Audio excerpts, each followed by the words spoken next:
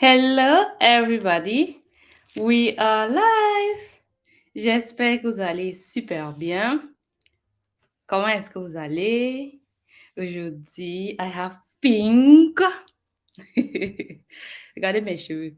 Ça, c'est le premier jour, je viens de faire. Non, j'ai défait ma mise en place aujourd'hui, pas maintenant, là. Et j'espère que je suis live. Faites-moi signe dans les commentaires pour que je sois sûre que je ne parle pas seule. Aujourd'hui, on va parler du fait de ne pas progresser, le fait de ne pas faire du sur-place. Et j'aimerais vous lire une statistique. J'ai fait un petit sondage sur ma communauté YouTube et j'ai fait un sondage qui me permet d'un peu vous dire à peu près où sont les choses. Bien sûr, tout le monde n'a pas participé. Ça aurait été cool si tout le monde participe à ce sondage, mais tout le monde n'a pas fait. Mais déjà, ce qu'on a permet de pouvoir travailler avec. Et donc, comme je dis, dites-moi dans les commentaires. Comme ça, je suis sûre que je suis live, que je ne parle pas seule. Vous savez, je ne vois pas ce que vous voyez. Vous me voyez en direct, mais moi, je vois seulement, il y a plein de boutons ici, là et là. Et donc, how are you guys doing? Comment est-ce que vous allez? Quoi de neuf? Je me suis pris un verre. J'avais acheté le verre ici pour faire mes smoothies. J'aime boire mes smoothies ici. Et par conséquent, je bois aussi l'eau ici. Donc, aujourd'hui, on va se relaxer. On va ensemble passer un merveilleux moment parce qu'on va progresser. On va voir comment briser le cycle. Ce cercle vicieux, en fait, de toujours rester sur la même place encore et encore. Vous voyez, quand tu es là, tu regardes ta vie, je veux dire, tu t'assois toi-même, étant honnête avec toi-même. Parce que c'est trop facile de se mentir à soi-même et de se mentir en mode, oh, tout va bien, ça avance, mais au final, tout ne va pas bien. Et quand tu t'assois et tu analyses les choses, tu te dis, oh, ça fait 5 ans, ça fait 2 ans, ça fait 3 ans, je suis au même niveau, je suis au même endroit. Et ça ne fait pas plaisir. Et donc, il est temps de briser ce cercle-là. Et je suis passée par là. Et je veux partager. Mais aujourd'hui, ce n'est pas vraiment moi qui partage. Donc, ce sont mes invités qui vont partager. Et moi, je vais les poser des questions conscientes. I'm the devil advocate. So, on va boire l'eau ici. Et je vous invite à prendre aussi de l'eau, à prendre de quoi noter. C'est très, très important de noter. Comme ça va vous permettre de voir après tout ce que vous avez pu noter et de ne pas être à la mode « Oh, je ne sais même pas ce que j'ai compris là-bas. » Donc, noter. Personne n'a encore écrit dans les commentaires, sauf si je ne vois pas les commentaires. C'est moi où je ne vois aucun commentaire. Ou bien il n'y a pas de commentaire. Même pas un bonsoir. Certaines destinations ne sont pas de ce commentaire. Au moins sur YouTube. Cliquez sur un commentaire pour afficher à l'écran. OK. Ça veut dire que vous ne m'entendez pas, hein? Parce que je vois quand même qu'il y a des personnes en live. OK. Hello, back. Je peux dire ton nom. Salut Esther. Esther, il faut partager le lien du live ici dans le groupe, notre groupe des femmes là. Et tu leur dis de venir ici. OK? J'ai oublié de faire ça avant. OK. On va lire ces statistiques. J'espère que je vais parler sur ma chaîne et ça va faire de bruit. OK. Je pars.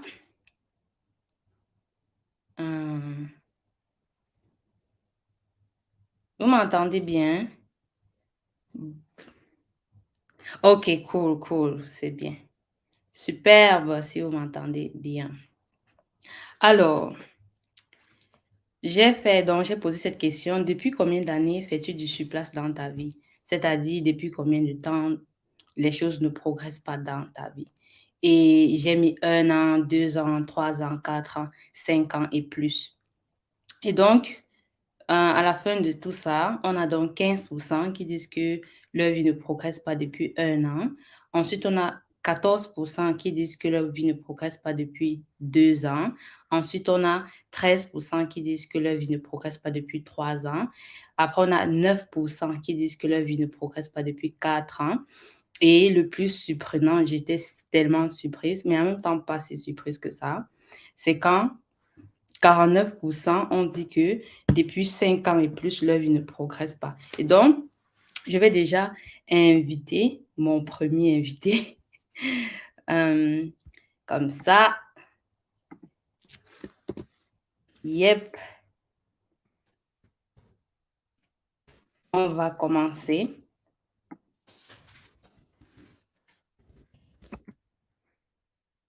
OK. Partagez le live, s'il vous plaît. Partagez ça, mettez ça sur tous vos statuts. Appelez votre mère, votre soeur, votre chérie. On doit partager ça ensemble, OK? Appelez votre chérie comme ça. Hein? OK. Comme, je vais faire comme quelqu'un dit. C'est pas qui dit là que si vous ne partagez pas, je ne parle pas. Oh my God. Alors, oui, bon, j'ai déjà envoyé. J'aurais dû envoyer ça depuis. Mais déjà, dites-moi dans les commentaires, quand vous voyez les résultats de nos statistiques, qu'est-ce que vous pouvez dire? Qu'est-ce que vous pouvez dire des résultats pareils? Qu'est-ce que vous pensez de ça?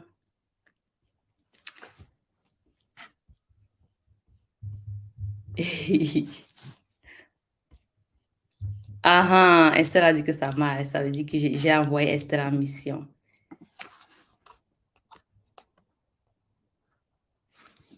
OK.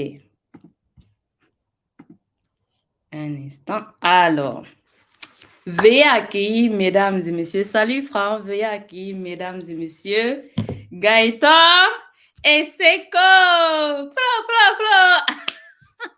Je fais tout en même temps, le son, le mixage. Je suis tout. Donc, accueillir Gaëtan. Hey, bonjour. Comment ça va, Salut. Sandra? Ça va super, super bien. Et toi? Oui, ça va super aussi. Waouh, j'aime beaucoup. Tu es bien carré, très sérieux, bien apprêté. On est fort. Mais écoute, je m'en viens être reçu par la belle et grande dame Sandra. Qu'est-ce que tu veux que je fasse? Il faudrait que j'arrive à amener la barre un peu haute. Tu vois, tantôt, j'ai vu le post que tu as fait 20 minutes avant le live. Et j'ai montré ça à ma femme. J'ai dit, hey, regarde, Sandra, elle est belle, elle est bien habillée, elle est bien maquillée. Écoute, faudrait que essaie de voir si tu peux me trouver une vieille chemise quelque part pour que moi aussi j'essaie de ressembler à quelque chose. Merci beaucoup à Dubaï. Je sais que je vois souvent son nom, c'est Dubaï. Mais c'est Dubé au fait. Elle s'appelle Ah, Émilie Dubé. Mais la raison ah, pour laquelle elle a modifié son nom, c'est parce qu'elle travaille, là où est-ce qu'elle travaille dans un centre pour personnes qui ont des problèmes de santé mentale. Tu vois, elle supporte les gens qui ont des problèmes de santé mentale. Donc, des fois, elle n'a pas envie que bon, ces personnes, mettons, la retrouvent sur les réseaux sociaux, tout ça. Donc, ok, elle essaie de maintenir un peu sa privée. Donc, elle a changé un peu son nom. ok, Mais elle est correcte avec le fait qu'on sache son prénom, mais c'est juste pour la clientèle avec laquelle elle travaille, en fait. ok, ok, cool. Merci beaucoup d'avoir apprêté Gaëtan. Vous voyez, si vous n'avez pas de femme dans vos vies, il faut avoir une femme. Elle va bien vous apprêter et tout ça. Et donc, Gaëtan, aujourd'hui, on parle de faire du sur-place, d'avoir une vie où on ne progresse pas. Donc, ma question à toi, c'est déjà définir ce que toi, tu entends par faire du sur-place dans sa vie. Parce que chacun peut avoir une définition un peu différente, n'est-ce pas? Oui, c'est vrai. Et c'est un très, très bon sujet. Puis, merci d'avoir choisi ce sujet-là. Parce qu'il y a plein de Mhm. personnes qui font du surplace dans la vie. Et moi, j'ai été l'une de ces personnes-là. D'accord? Donc, quand je vais parler ici, je vais pouvoir le définir comme la façon dont moi, je l'ai vécu. Pendant plusieurs années, en fait, j'ai fait du surplace. Et même quand j'étais dans le développement personnel, mais je faisais du surplace. Et je ne savais pas que je faisais du surplace. Alors, je vais définir les deux. La première, c'est quand je n'étais pas encore dans le développement personnel. Et la Hmm. deuxième, c'est quand j'étais dans le développement personnel, mais que je faisais quand même du sur-place et sans le savoir. Yep. Alors, quand je n'étais pas encore dans le développement personnel, ça se définissait par le fait que je savais très bien que je faisais du sur-place, dans le sens que j'avais pas de projet, j'avais pas de but, j'avais pas d'objectif.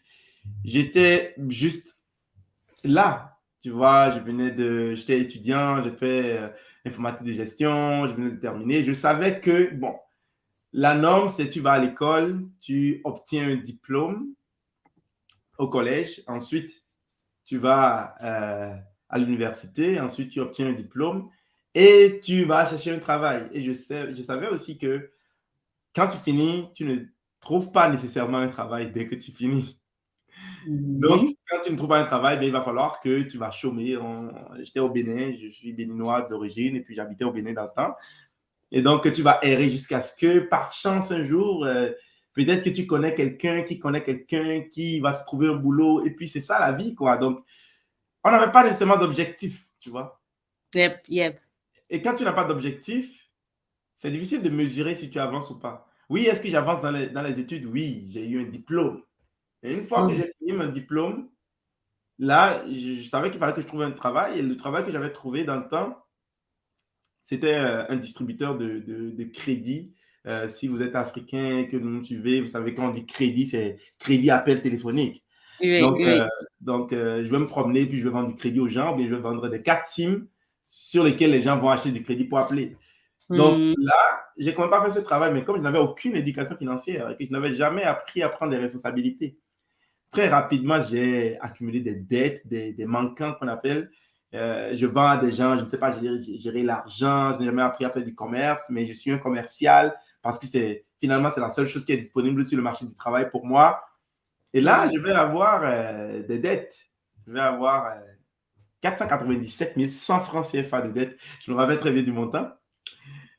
Et là, je vais avoir ces dettes-là. Attends, attends, stop, stop. Là, tu ne fais pas du sur-place. Et là, tu es en train de rentrer en arrière. Oui, en fait. Oui, c'est pire que du surplace. C'est pire que du surplace. Tu t'imagines avoir été à l'école pendant quoi? 6 ans au primaire, 7 ans au collège, 2 ans à l'université, ça fait 15 ans, pour finalement trouver un travail qui t'envoie en prison. Waouh. C'est, c'est, Waouh. c'est- Donc, Donc, déjà, là, voilà une partie où certains gens te voient de l'extérieur, diront: «Oh, Gaëtan a progressé, il a eu son diplôme et il travaille déjà pour telle société». Tandis que toi, tu es là, tu as des dettes de combien? 497 100 francs CFA. Donc, ici au Québec, c'est pas beaucoup d'argent, mais pensez à ça, c'est la moitié d'un million hein, en francs CFA. Dans le temps, c'était en Exactement, et 2000. tu étais, en Afrique, au Au Bénin en ce Bénin, j'étais au moment. Bénin, oui, en Voilà, 2011. donc pour une situation d'une personne qui est au Bénin, c'est beaucoup d'argent. Absolument. Yes. En tout cas, je voulais y marquer ça et tu peux continuer, s'il te plaît. C'était 5 fois mon salaire, en fait. C'était 5 fois mon salaire. Donc, près de une moitié d'une année de salaire que j'avais comme dette. Et ça m'a amené en garde à vue. Et j'étais à 2 doigts d'aller en prison pour mauvaise gestion, en fait. Et aujourd'hui, quand je regarde cette situation, je vais revenir là-dessus plus tard. Je vais juste compter mon surplace. Et là, je Mmh. sors de là. Je sors de là comment? Eh bien, bon, ma mère va arriver avec mon grand frère qui vont trouver le moyen de payer une partie de l'argent. Je vais prendre un engagement pour payer le reste. Vous savez comment ça se passe. Et là, maintenant, je sors de là endetté. Parce que maintenant, il faut que j'aille travailler pour payer des dettes. Ça, c'est le surplace. Parce que tu Non, non, as, non, il y c'est pas a du une situation. surplace, ça c'est régresser. Ça, c'est C'est pas du pire, surplace. c'est Je pire voulais que juste le te dire surplace. ça. Oui, continue. Mmh. Et là, je vais passer 2 ans au village à essayer de faire des travaux champêtres, à essayer Mais de... mais attends, Gaëtan, tu fais quoi au village? On t'a dit d'aller à l'école, les études et tu es allé à l'université. On t'a dit que si tu pars à l'école, tu vas finir, ta vie sera belle, tu vas avoir ton diplôme. Tu fais quoi au village pour rembourser tes dettes? Ce que l'école ne nous enseigne pas, c'est la stabilité émotionnelle. Alors, Ah, quand tu frappes un tel échec, qui est que tu te retrouves en garde à vue et que tu as 2 doigts d'aller en prison, et là, tu passes une semaine dans un trou noir et que tu pleures pendant une semaine et que tu as Mal, tu penses à tout ce que les gens pensent de toi, que ta vie est foutue, vous êtes la veille de la fête de l'an et tu sais que si jamais on te défère pour que tu rentres en prison, probablement qu'on ne va pas toucher ton cas pendant plusieurs mois. Donc, tu vois ton avenir complètement foutu et tu subis ce choc émotionnel-là que rien dans la vie ne t'a préparé, ni tes parents, ni l'école, ni personne dans ton entourage ne t'a jamais préparé à ça. Quand tu sors, tu as de la misère à aller demander un travail à quelqu'un. Parce que là, maintenant, ton CV vient d'être gâché. Euh, Hmm, ton, ton histoire vient d'être gâchée. exactement, exactement. Et là, tu te caches un peu. Tu vois, c'est ce que j'ai fait. Je Hmm, suis parti me cacher un peu au village. Et là, je suis parti me cacher dans la religion. Je suis devenu, j'ai dit, j'ai trouvé Jésus. Jésus va soigner mes ah, blessures. ah. Je suis parti me cacher dans l'espoir, tu vois. Mhm, mhm.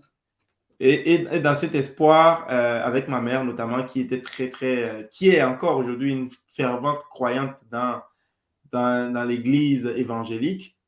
Et là, je partais à l'église avec elle. Puis, il n'y avait pas de solution pour moi. Il n'y avait pas de solution à part. Là, je commençais par envisager de devenir pasteur.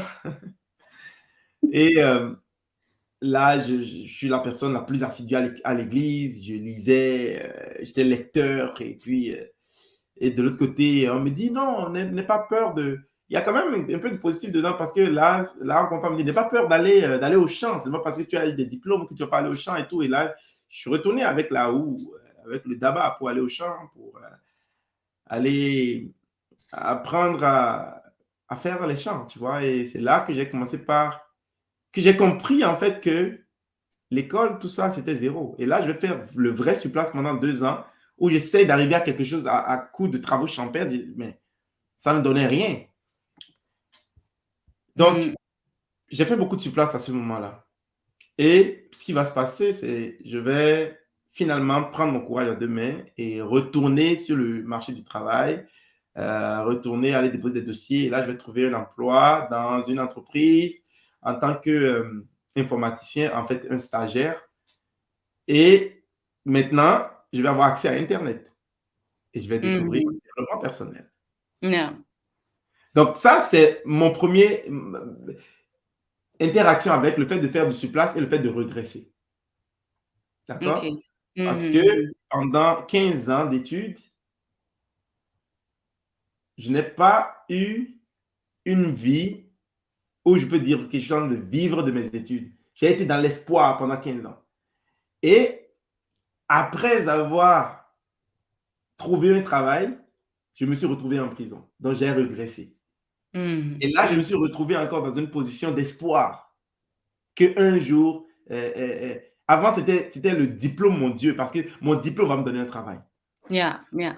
Ensuite, c'est devenu l'Église, mon Dieu, parce que Jésus va me trouver un travail.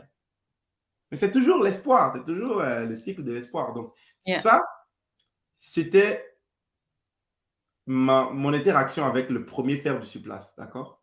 Mhm. Et le Donc, deuxième? le deuxième, c'est quand je suis rentré dans le développement personnel, notamment en ayant découvert Kevin Trudeau, Global Information Network, Mhm. tout ça, et que j'ai commencé par écouter, ah, ok, le secret, la loi d'attraction, ok, il faut définir un objectif, il faut définir un but.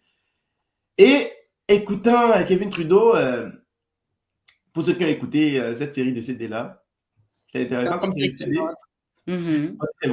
C'est intéressant comme série de CD pour débutant, quelqu'un qui veut découvrir que je peux avoir des objectifs, des buts dans la vie. Ça aide à ce niveau-là. Mais ça m'a tellement gonflé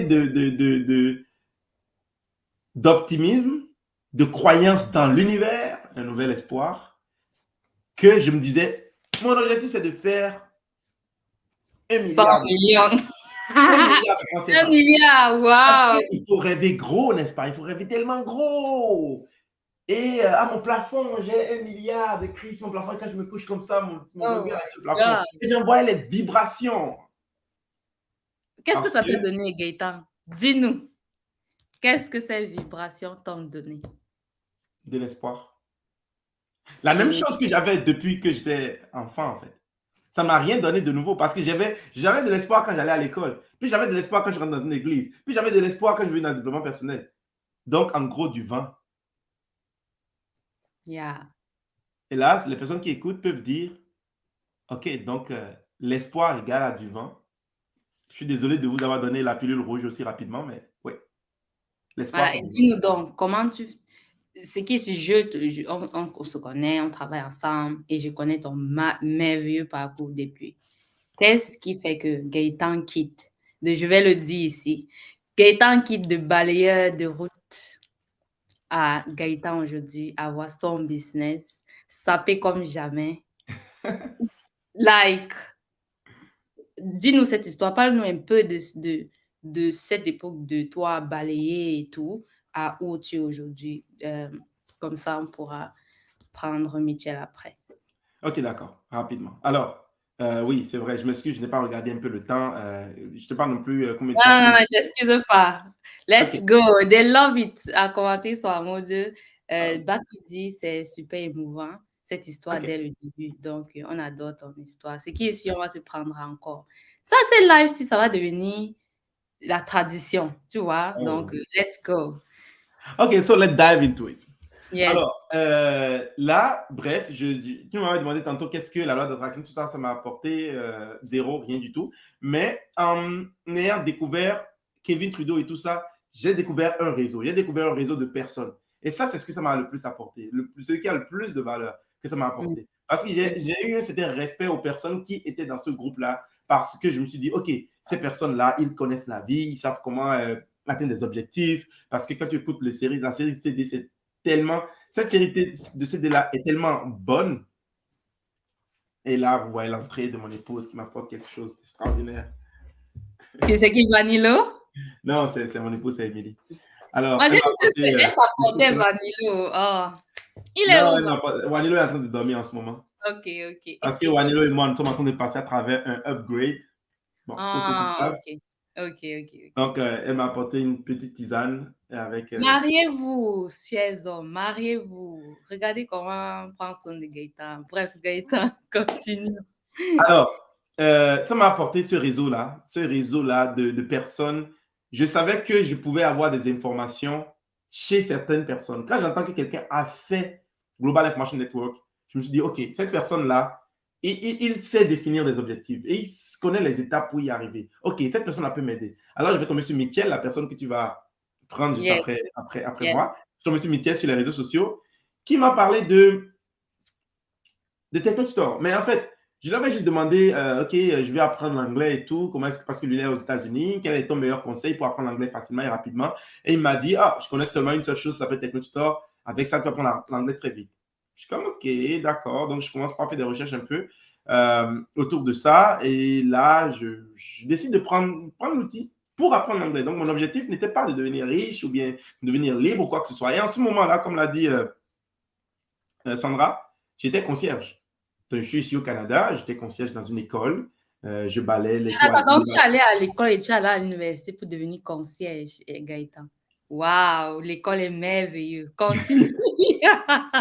Ok, continue. Tu étais concierge. C'est les joies de l'école. Alors, j'étais concierge dans une école, quand même. Au moins. Au moins, je suis concierge, mais dans une école, tu vois.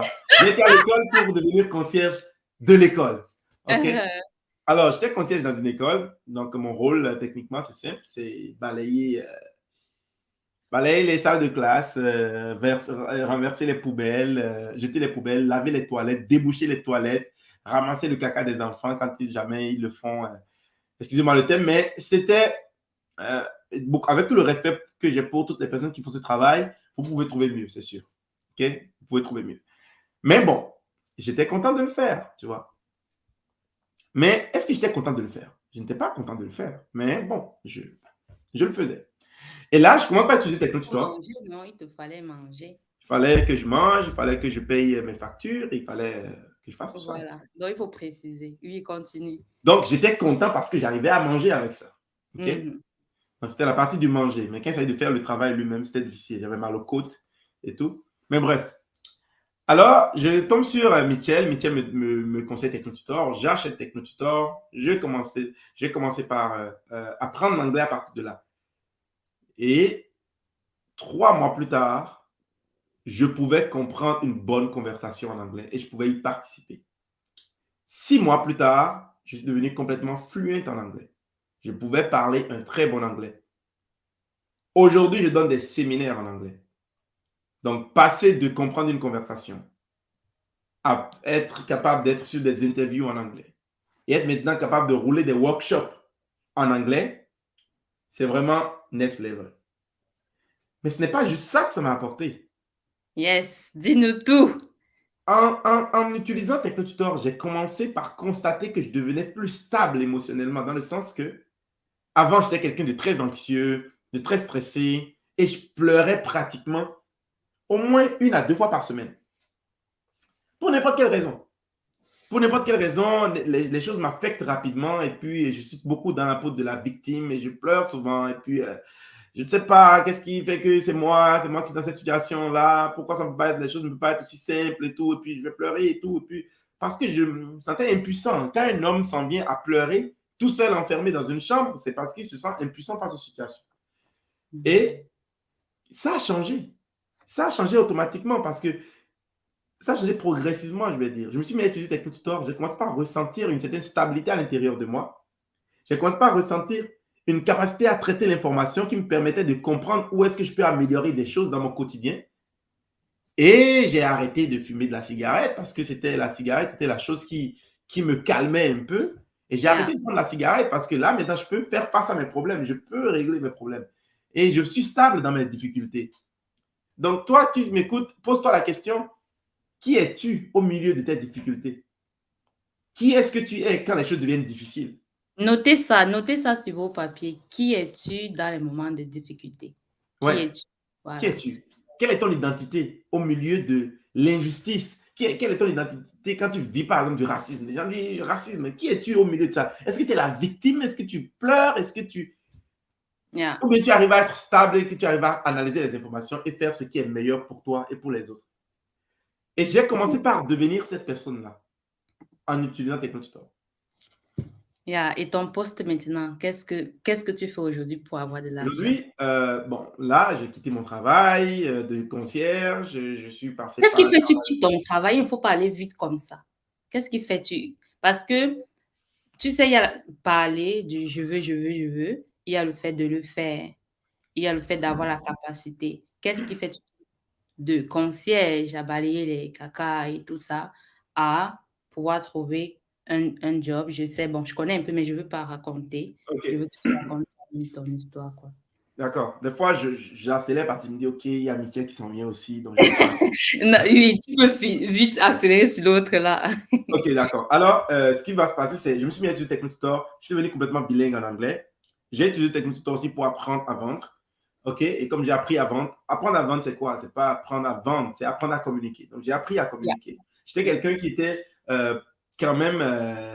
Je bavardais beaucoup, je bavarde encore beaucoup, mais ce que je C'est disais rien n'avait pas de beaucoup de bon. sens. Ce que je disais Tu n'avait pas disais beaucoup de rien sens. de bon. Je disais rien de bon, c'est du vent qui sort de ma bouche. Je suis là, je parle. Et ce qui est drôle, j'ai pris mon téléphone dernièrement et j'ai scrollé jusqu'en 2015 et j'ai vu des vidéos de moi qui parlaient, mais tout ce que je disais, c'était du vent, tu vois. Mais Mm. bref, j'ai appris à communiquer avec ça et j'ai dit, OK, d'accord, je vais aller prendre une job de vendeur. Et là, j'ai démissionné de mon travail. Je suis allé dans la vente. J'ai quitté concierge pour aller directement dans la vente. Je suis allé dans la vente avec une compagnie ici qui est cotée en bourse. Et dans cette compagnie-là, j'ai été l'un des meilleurs vendeurs plusieurs fois, en fait. J'ai été meilleur vendeur de la compagnie de tout le Canada plusieurs fois d'affilée. Ok, attends un peu. Une personne, je tiens à préciser un truc. Si vous faites du sur-place, c'est parce que vous n'acquérez pas de nouvelles compétences. C'est pour ça que vous n'allez jamais vous faire confiance à quitter votre job de concierge, à aller vous dire, OK, je ne vais pas me présenter à un job où je sais que je vais avoir besoin de ces compétences. Et grâce à Technotuteur, il a pu acquérir de nouvelles compétences et il était sûr de lui. Parce qu'on n'allait jamais me dire qu'il y a un homme ou bien une femme sur cette terre qui sait qu'elle peut faire mieux ou sait faire mieux, mais ne pas faire. Si tu restes sur ton même job depuis 5 ans, depuis 10 ans et tu n'as pas d'augmentation de salaire, rien ne change, c'est parce que tu ne peux pas faire mieux que ça. C'est parce que tu ne sais pas faire mieux que ça. Voilà pourquoi tu restes là-bas. Et donc, c'est le fait de changer toi, ce que tu sais faire, comment tu sais faire, qui va te permettre d'avoir un autre, soit job ou quoi que tu veux, qui va pouvoir te payer beaucoup plus que ce que super. Je voulais juste... Gaëtan a dit ça comme ça, mais je voulais vous dire ce qui se cache derrière le fait. On se lève pas un matin, on quitte de concierge à être un vendeur qui est le meilleur vendeur plusieurs fois dans ce qu'il est en train de faire. Et donc, après ça, après quitter ton travail de concierge et être dans celui-ci de la vente, qu'est-ce qu'il y a encore? Et tout ça, c'est dans une période de combien d'années? Tout ça, c'est en 2022. 2022, alors que toute ta vie, tu stagnais en un an, on peut dire 1 an et demi. Voilà tout ce que tu as fait. Oui. En fait, j'ai commencé par utiliser Technotutor en juillet 2021. C'est ça? Il faudrait que je regarde. Je Oh, pense que c'est c'est ça. ça. Oui, c'est ça. En juillet 2021, j'ai accompagné du Technotutor. J'ai accompagné du Technotutor en juillet 2021. J'ai changé d'emploi en février 2022. en 2022. Ok, Tu ok. comprends? Février 2022, j'ai changé d'emploi. Et là, comme tu as dit, effectivement, c'est pas que j'ai augmenté mes compétences. Comme par exemple, j'ai appris à parler anglais. Ça ouvre Exactement. tellement de portes. À Être capable de 100 tenir 000 une bonne portes. conversation, être capable de parler sans stress, sans peur, sans rien, ça ouvre tellement de portes. Donc ça, c'est une des compétences que j'ai acquises. Et l'autre compétence majeure, c'est la capacité d'être maître de ses émotions, comme le dit Simola, d'être maître de mes émotions, d'être capable de me diriger, de ne pas être affecté par les choses, d'être stable émotionnellement. Ça, c'est une autre Mm, compétence. Donc yep. ça a été une autre compétence. Et l'autre compétence aussi, c'est des compétences de persuasion, de vente, que j'ai acquéries en utilisant l'outil Technotutor, tu vois. Yep. Et Yep. ça, parce que j'ai élargi mes champs d'expertise, j'ai été capable d'aller dans ce métier-là et d'apprendre plus rapidement que n'importe qui dans cette compagnie-là et d'arriver et déjà, à partir du premier mois, d'être le meilleur. J'ai dépassé toutes les personnes qui étaient là très rapidement. Et là, je me suis dit, OK, mais pourquoi est-ce que je m'occupe à le faire pour quelqu'un d'autre? Et là, j'ai décidé de construire ma compagnie d'éducation parce que l'outil que j'ai utilisé pour grandir. Et entre-temps, j'ai aussi un enfant qui s'appelle Wanilo, tu as parlé de lui tantôt, que mon enfant est en train d'utiliser. Et que mon fils, à l'âge de 13 mois, je viens de mettre un story sur mon Facebook. Oui, j'ai vu Vous celle-là. m'ajoutez, Gaëtan, c'est quand je m'appelle sur Facebook, vous allez voir ce story-là, où mon fils, à l'âge de 13 mois, est capable de lire l'alphabet Il reconnaît les sans lettres. Il ne problème. Je chante reconnais toutes les pas. lettres. Je lui dis, ouais, va me chercher un livre, il s'en va me le chercher, il a 13 mois. Et les milestones, c'est-à-dire les standards pour les enfants, disent que les enfants commencent par reconnaître les choses et dire leurs premiers mots, tout ça à partir de 18 mois. Mon enfant a 13 mois. Il est capable de connaître l'entier alphabet. Et il est Mais capable de reconnaître différentes choses de toute façon. Bref. Donc là, je me suis dit, si je n'apporte pas cet outil-là à d'autres personnes, ce serait ingrat de ma part. Parce que je l'ai reçu, je veux donner l'opportunité à d'autres personnes de pouvoir l'avoir. Et là, j'ai commencé par bâtir ma compagnie d'éducation dans laquelle j'accompagne des gens à faire le progrès que j'ai fait. J'accompagne les gens à arrêter de faire du surplace, comme tu le dis. J'accompagne les oui. gens à élargir leur champ de compétences, à être maître de leurs émotions, à développer de nouvelles compétences et aller explorer d'autres choses. Si aujourd'hui tu es en train de gagner, je ne sais pas, 1000 $ par mois et que tu trouves que tu peux aller plus loin, tu peux aller à 5000, tu peux aller à 10 000, tu peux aller à 100 000. Il n'y a pas de limite à ce que tu peux faire. Si tu augmentes ta capacité à traiter l'information, si tu augmentes ton champ d'expertise. Ton champ Mm, d'expertise. Donc, absolument. Donc, on peut conclure à mode, conclue toi-même. Gaëtan avant Technotuteur était où? Et Gaëtan aujourd'hui, où est-ce qu'il est? Gaëtan, avant Techno Tutor, c'était un insécure, quelqu'un qui n'était pas sûr de lui-même. C'est un Mhm. insécure, quelqu'un qui n'était pas sûr de lui-même. Il était stressé, et anxieux, a peur de l'avenir, a peur de prendre des responsabilités, a du mal à ranger sa chambre, okay, a du mal à mettre de l'ordre dans sa chambre, a l'addiction de la cigarette, de l'alcool, de diverses drogues, a de la difficulté à communiquer avec les gens et tout. Et Mhm. était quelqu'un qui est obligé de mentir pour se cacher, pour ne pas que les gens voient combien faible il était comme homme. Mhm. Mhm. Donc ça, c'était ça le Gaëtan que j'étais avant Techno Tutor. Aujourd'hui, je suis confiant, Je suis PDG de mon entreprise. J'apporte de la valeur dans la vie de d'autres personnes. Je suis père de famille, responsable, et je suis en train de travailler à créer un monde meilleur pour tous. Period. I said period. On va s'arrêter ici.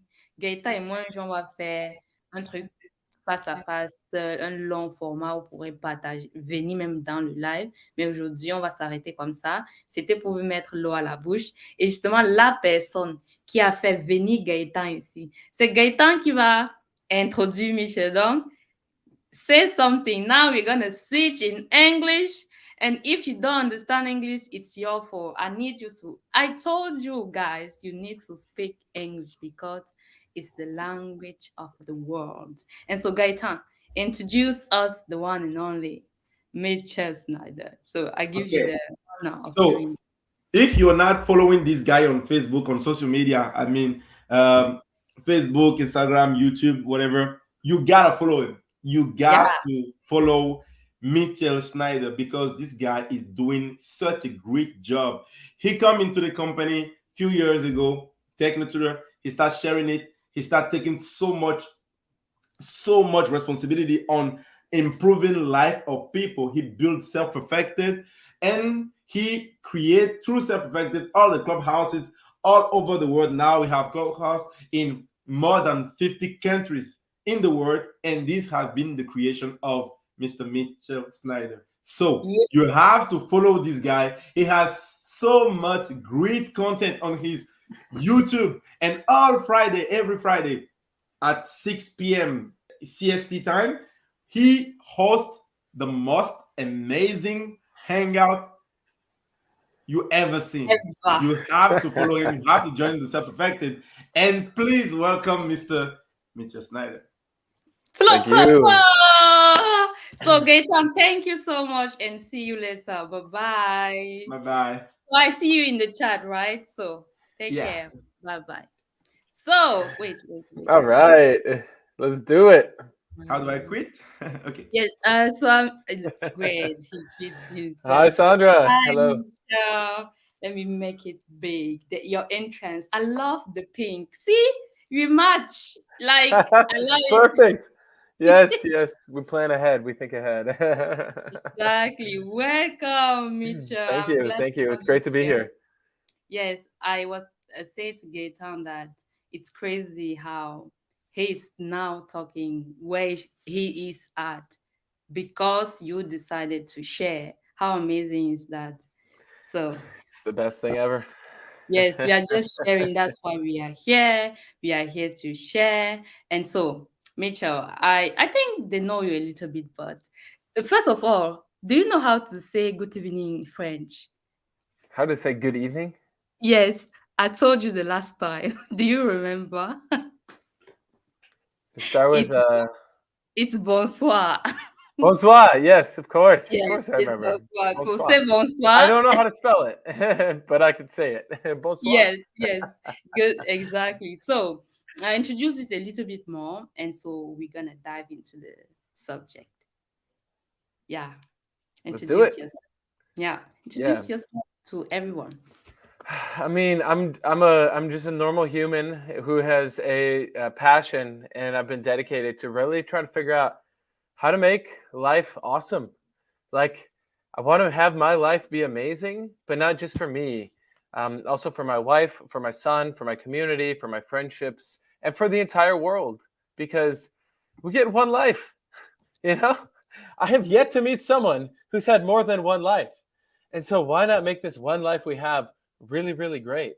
I know some people, they'll go, oh yeah, I've tried, I've tried reading the books. I've tried going to seminars. I've tried to change and just nothing worked. Well, guess what? Nothing worked because you didn't have the right tools. But thankfully, you're tuning into me and Sandra, and we're going to show you the right tools to actually make it work once and for all, if you want to actually make a change. So yes, so let's start. So let's do it. Do you know the topic of today? Do you know what we are talking about? I know from what you shared with me. I do not know anything you and Gaetan were saying, but it was very exciting. I love to hear it. So we are talking about when you get stuck in your life, you stall in your life. So how would you define that? And have you gone through it? I'm sure 100% yes, but I'm just Mhm, asking rhetorically. So, mhm. what do you think? Oh yeah, I mean, well, let's just open it up to whoever's listening. Like, why not just stay stuck? Like, come on, you could just stay stuck the rest of your life. I don't know, you want to live 30, 40, 50 more years, 60 more years. Why not just stay stuck in the same spot? You could, if you wanted to, you could stay like that, right? Or maybe there's a better way, right? A little like stair steps. Doesn't have to be a big change. It could be a big change, but it might just be stair steps up. Okay. So Yeah. what I have found, I mean, I would say probably even every 3 to 6 months, I still notice that I will have certain thoughts that come in, and it's like a thought of like a, oh, I don't exactly know how to handle this. I'm not sure exactly what to do. And 3, 4, 5 years ago, that thought would mess me up. And I'd be out for like 2, 3, 4 weeks, couple months. Yeah. Yes, that's what that's what I wanted to talk about. Those year and times you were just stuck. Because Mm, I know many knows your story, but sometimes people just look at people and be like, oh, it's easy for them, and they haven't go through that thing, and I'm just so unique. My problem is mine. It's unique to me. So I would like you to share a little bit from your childhood, and what was your goal, growing up. How did you see mhm. the world? And then go from there, and we're gonna open up more and more. Oh yeah, yeah. So when I was a kid, I remember one day I learned so one day I remember my mom was like kind of sad. I think like something had happened at work or something, and I could just tell she was sad. And I've tried to make her laugh. I like tried to tell her jokes, and I was like acting crazy, and I jumped on the couch and everything, and it made her laugh. And in that moment, I realized I want to help people. I want to help people who feel like sad and feel down. I want to help them to get out of that. And Mm. that was like a pretty profound moment for me because I realized I could find ways to like make people kind of shift and change. Um, but as life went on, I realized sure you can make someone laugh or you can smile at someone, and now oh But great now they smiled too. But guess what happens 1 hour later when you're gone? They're back to being depressed. exactly, and even more sometimes. Even more sometimes. Yes, yes, because as time goes on, you start to lose hope and lose faith and all of that, and your life gets more and more. It's just depressing. And so I noticed that I at a certain point I no longer was happy just to make people kind of happy or just make people smile because it wasn't a real change. It was like imagine that person deep down was really struggling and like really feeling bad, Mm-mm. and you're like giving them a band-aid. You know band-aid? Maybe you could Yeah, absolutely. translate that, right? That doesn't cure the thing, Yeah, actually. not at all. Not at It all. makes it And it's worse. yeah, it's just a distraction. Yep. so so I noticed that, and that just bothered me. And I remember then like fast forward, I went on through school and high school and just being so depressed. I just Wait, hated my wait, wait. life.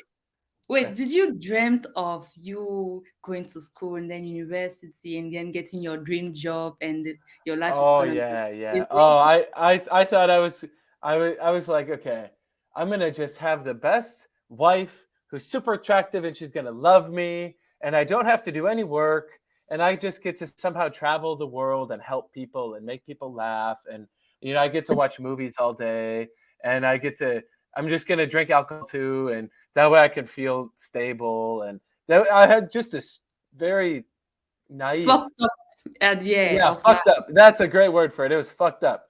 And I'm looking at my life and I'm just like, I saw like the pretty girls in high school. I was like, oh, I want to be with them, but I didn't know how to talk to them. And then I had my friends, and like people liked me. I was really good at making friends, but inside, I just remember feeling like death. Like, this image, Sandra, called the Grim Reaper? It's like a Hmm. skeleton with a hood.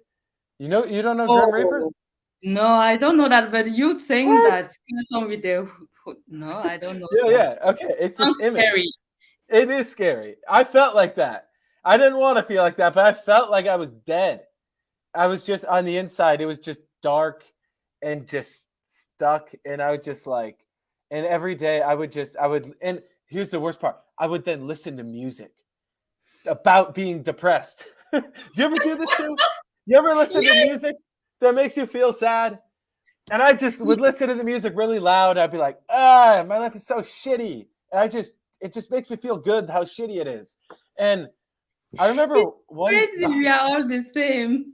It's so stupid. It's so stupid. But I just remember being in high school, and then I would watch movies, and I would hang out with friends too, and we would just complain about how shitty our lives were. And then at one point, I started to really realize, like, wait, why am I complaining? I have a roof over my head. I have food. I have a car. Like, why the hell am I so sad? Like, why am I so depressed? And that really started to open my eyes. And I took a class in my high school about psychology. Like, how does the mind work? What the high school thought. What I've learned now is they had no idea what they were talking about. But they gave me the idea. I started to understand there's something called dopamine and serotonin and how your brain can change. And that was really eye-opening to me, because I was like, wow, you mean to tell me that I'm really, really, really depressed and I have dopamine in my mind and it's not working for me? And that really started to open my eyes. It didn't give me answers, but it helped me to ask a new kind of question. So that was kind of cool.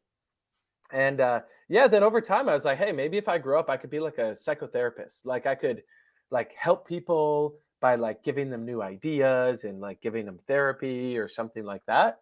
And so I thought it was a brilliant idea for me to like somehow do that. So that was your dream job, being a psychologist. Over time, yeah. Like when I was younger, I wanted to like be on TV. I just wanted to be on TV. I don't know. Yeah. Your dream come true. Yeah, Thank you, Sandra. I did it. Thank you, Sandra. I have achieved my dreams finally. I'm so happy I achieved my dreams. Wow. Yeah, I wanted to like be famous, because I thought if I was famous, then I would have friends. And if I had friends, I wouldn't be depressed. But I was really just afraid of feeling depressed, and like I wanted to just like die.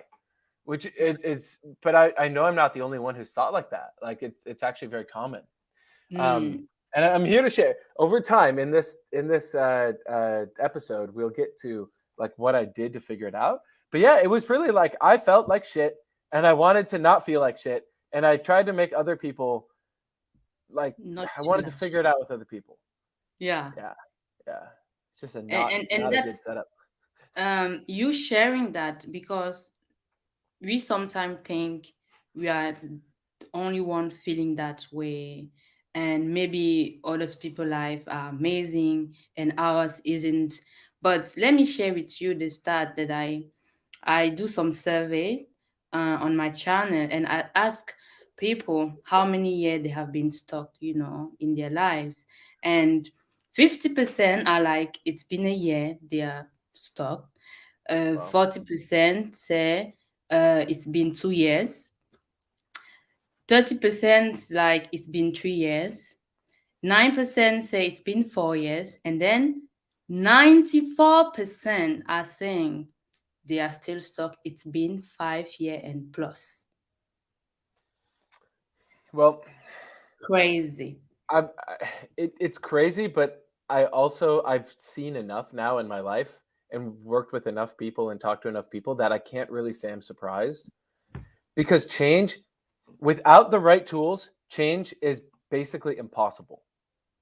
People will fake like they've changed. They'll pretend. They might even feel different. And they change their caption on Instagram. They even change their profile picture. And they change what's their favorite movie and all this stuff. But deep down, they still have that haunting feeling of, I don't know what to do. I feel sad sometimes and I can't explain it. I feel like I'm limited. I feel like I have to fake it. I know that that's a pattern that people go through, because I had to go through it myself. But we both know. And like Gaetan just said, for the last 25 minutes, what real change is. It's 100% possible, and it's not actually that hard. It's not that hard when you have the right tools. Absolutely. And so go through a part of your life where you were really stuck. Like, give us raw example. Okay. So I was gonna be this therapist, right? And then one day I got a letter because I applied to these grad schools. I was gonna go be a doctor in psychology.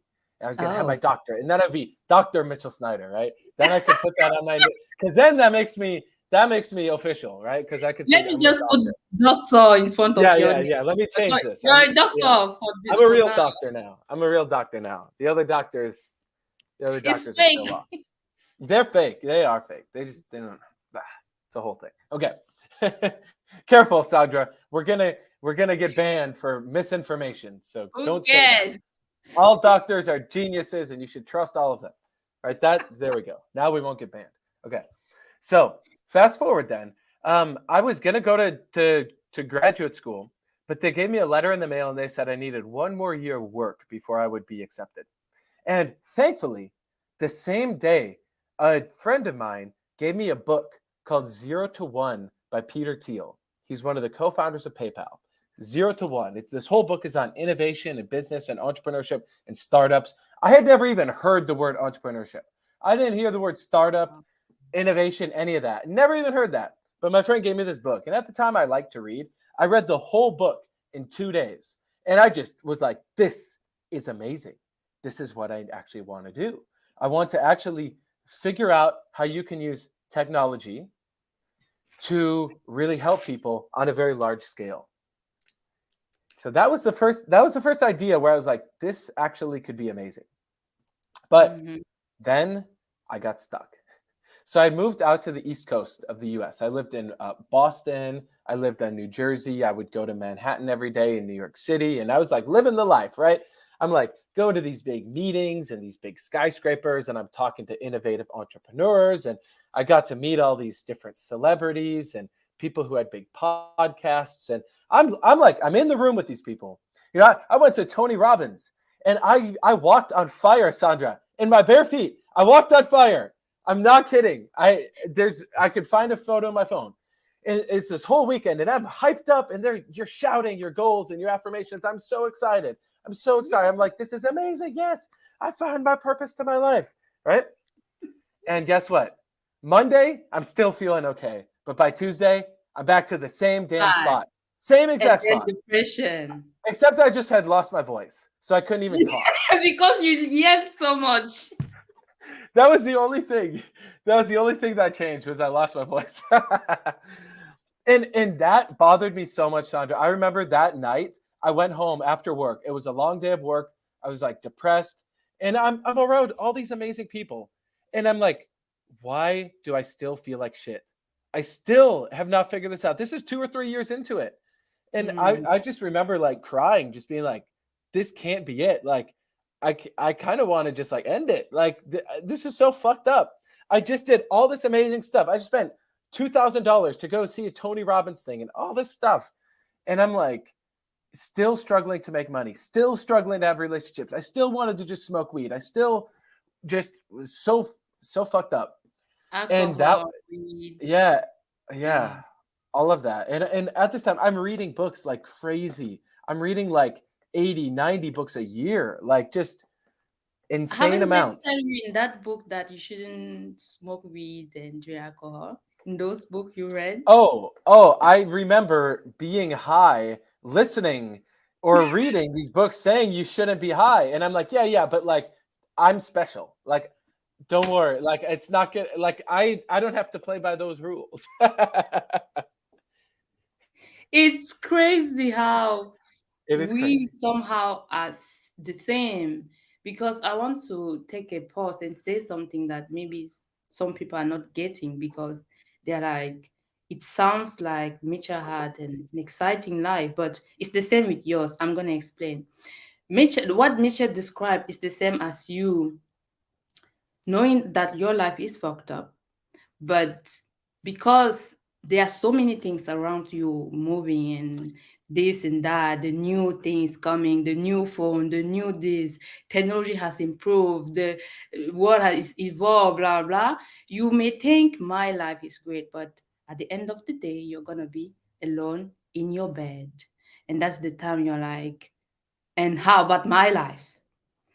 And then sometimes something come like Christmas, and where you are hyped up, you are high, and everything is high. Everybody is like, you should be happy, you should smile, but deep down you're like, no, I don't. My life is fucked up. You just cry. You cry like crazy, and then you wake up the next day and you're like, okay, next day. And yeah, I just wanted to highlight that point that we all go through. I used to, we don't do it now, but I also used to go through it as if it's not your life. You're just acting like everything is great, and I'm reading this book, and because I'm reading this book, I feel superior of you that you're not reading this book, then you are inferior to me. But at the end of the day, you go to your bed and you're like, this sucks. So I just wanted to highlight that point. So go on.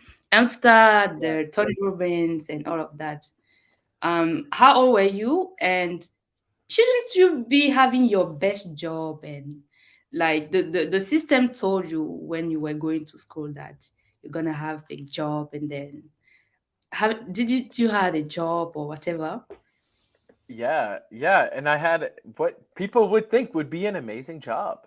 Like I was working as a project manager basically for a startup accelerator. So it's like fast growing young businesses that all came to this place where then they would get mentorship and support. And I was working with a guy who had just sold his last company for $50 million. Like he was a really good entrepreneur. He had become a millionaire in his early 20s, and I was his right-hand man. Like I was learning so much from him. And I was getting exposed to all of these influencers and, Lewis Howes and Tom Bilyeu and all this stuff. And that was like and that was what the system put me in was this job where I was like around these apparently amazing people.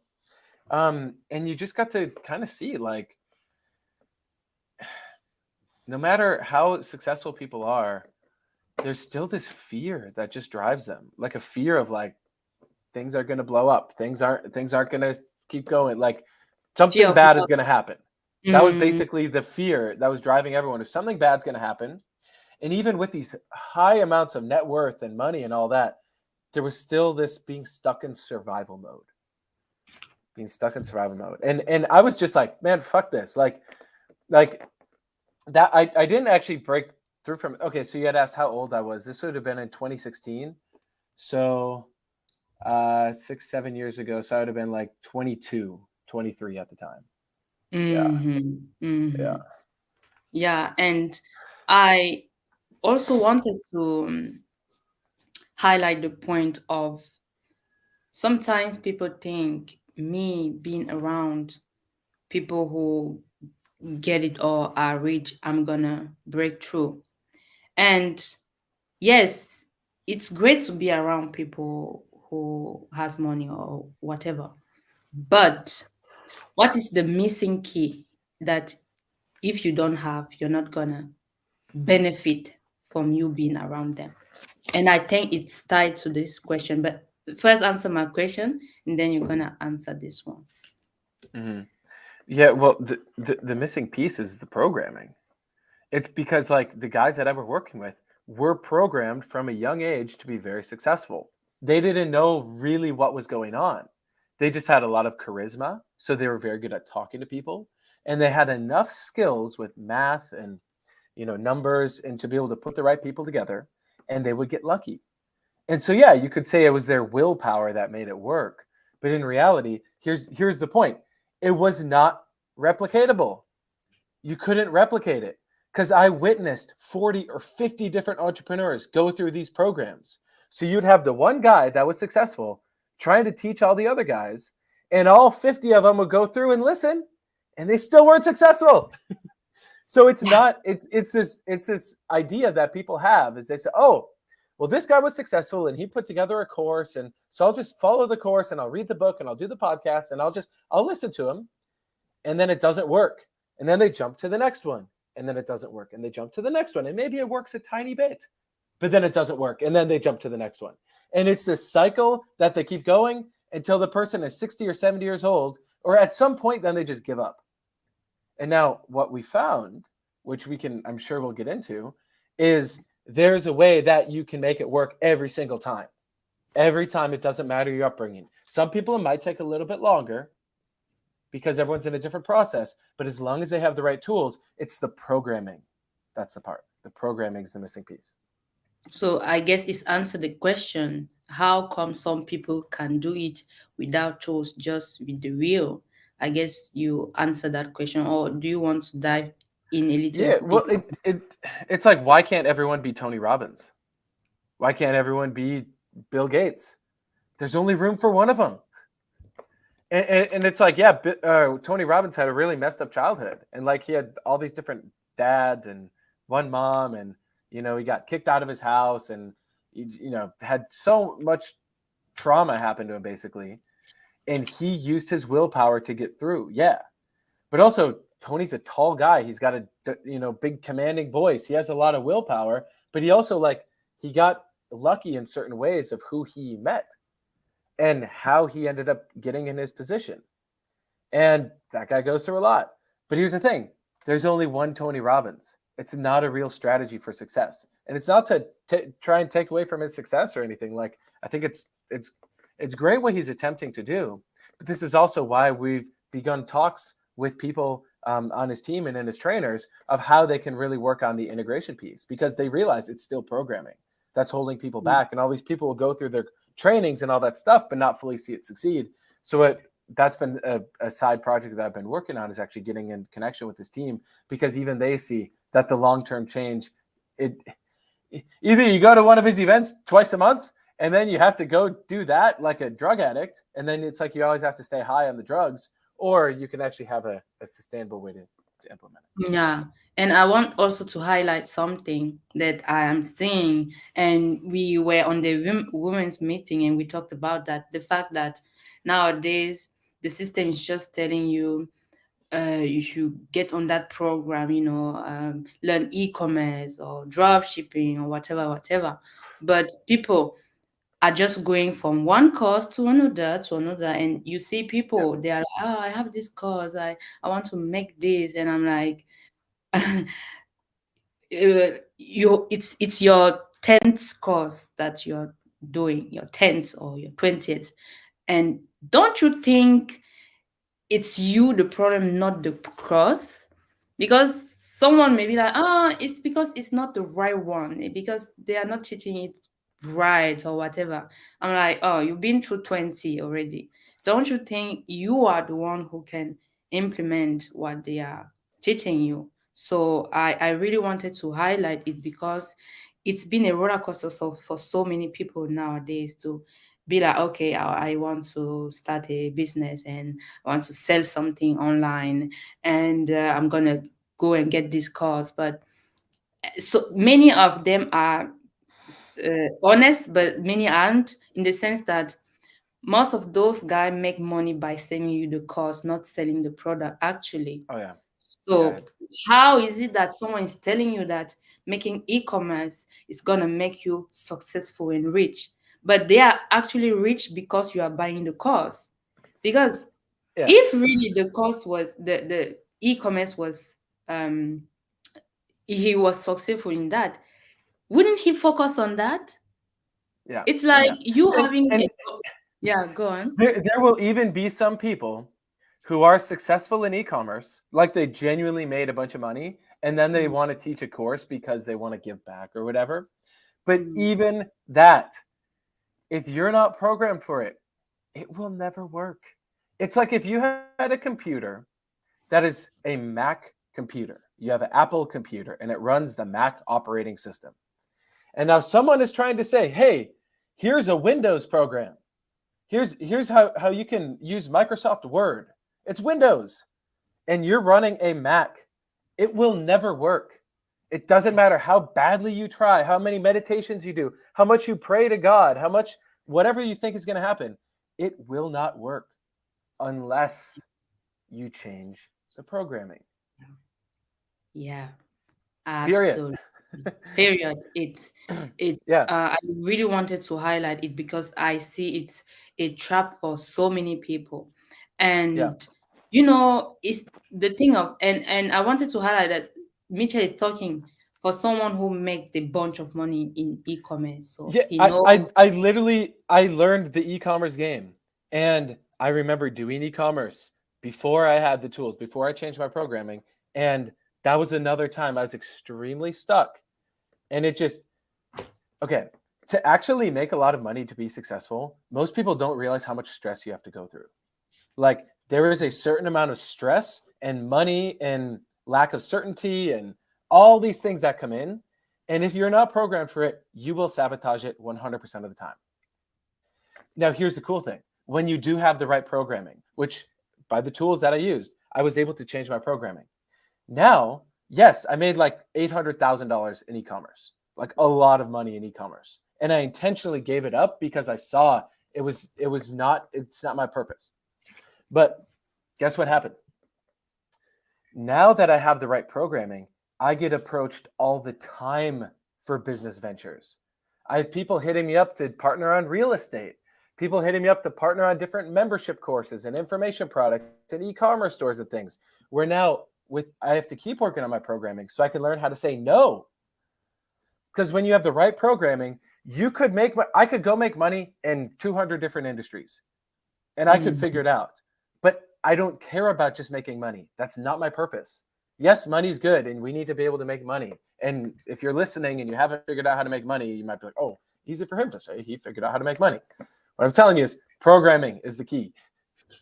And Yeah. I'm serious. I get hit up by people all the time. Like, hey, I have this awesome opportunity. You're really good at marketing. You're really good on camera. Do you want to just do this? I'm like, hell no. But do you want to actually have purpose? What's your purpose? And then I turned it into a conversation about purpose. And it's really cool. I actually had someone who came to me and he had it's like an investment fund. And it was a way where they were working on investing in projects for like things that would promote world peace and, what they thought was education and things like that. And I got hit up by one of these guys on Instagram. He said, hey, I love your videos. This is awesome. Tell me about your techno tutor thing. But really, he was just wanting to sell me on his thing. So I got on a call with him. And after 2 calls with him, I learned he's got kids, right? He's not happy with his life. He's still sabotaging himself, even though he is pretty good at making money. And his fund he was going to pitch me on, he actually realized, he's like, hey, man, I did get on the phone with you to pitch you on my fund, but I actually realized I need techno tutor. He got techno tutor, started using it. His fund thing actually fell apart. And now he's realizing real purpose is really we got to educate the key. It's your foundation, actually. It's what is gonna make you say no like you did. And I have a YouTube channel, and how many brand have been like, oh, I want you to talk about this. I'm like, hell no. When can you say no? Are you a principled person? So the other thing I would like for us to talk about is, when someone start having their business, because they are in business, they think they are progressing in life because they are like, I'm doing business. I am sure you went through that phase also. And I also want to talk about it so that we can pull up people out of their imaginary mind. Sometimes people don't even have money to feed themselves, to eat or whatever, because they're like, I am in business and it's been 5 years, guy. You are in business and you still can't afford a house or to live a decent life.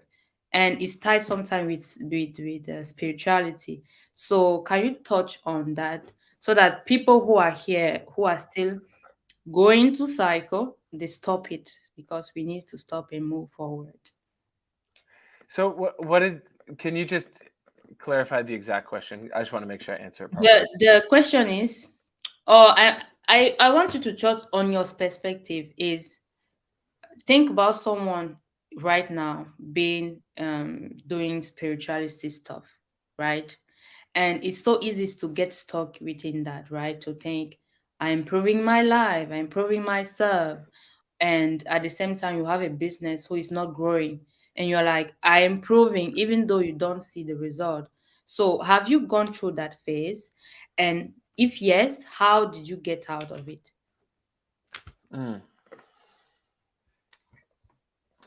Well, what I've noticed is that we have this false sense of like, what is business and what is purpose and like, what are we really here to do? I've noticed that a lot of times we think that it's like people are so in survival mode, they don't realize how much that fucks with them. And like, just for whoever's listening, if you were to think about it on the average day, how much do you think about money? How much do you have fears about like stuff going wrong? Right. And so we tend to then fall in this loop of then just looking for money. You're like, oh, well, I'll just do this because it'll help me get a paycheck, or do this or whatever. It's like quick money. And like, I get it, because sometimes you have to just put food on the table. I understand that. But you're never going to get out of that cycle if you just focus on the money. And so many people fall into this. It's survival thinking. So you have to get yourself to make the decision. And it helps by chatting with Sandra. You can reach out to me as well, or chat with Gaetan, because you got to be able to actually talk with someone one-on-one about this. Because right now, your sense of purpose is it's like you're wearing glasses, but they're all foggy and you can't see through them. Can't see.